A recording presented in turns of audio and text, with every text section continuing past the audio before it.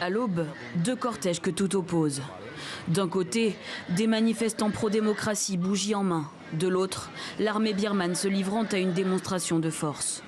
Ce défilé militaire organisé chaque année se déroule cette fois dans un contexte particulier et très tendu. L'armée birmane sollicite l'engagement de toute la nation et du peuple qui traverse des épreuves. À la tribune, le chef de la junte au pouvoir depuis le coup d'État du 1er février dernier. Face à un parterre de généraux et une délégation russe et chinoise, il défend ses positions. L'armée birmane a fait preuve de dévouement, de loyauté et elle a consenti à de grands sacrifices pour la nation et le peuple dans le passé.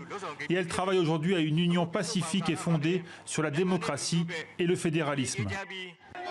Un discours loin de convaincre la rue qui depuis des semaines défile pour protester contre cette prise de pouvoir. Des manifestations réprimées dans le sang, au moins 320 personnes seraient mortes depuis le début des troubles. À la veille du défilé militaire, un avertissement est diffusé à la télévision d'État. Tirez la leçon de ceux qui sont morts brutalement après avoir été touchés à la tête et dans le dos. Ne mourrez pas pour rien.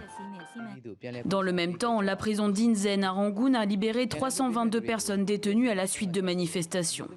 Depuis février, 3000 personnes ont été arrêtées en Birmanie.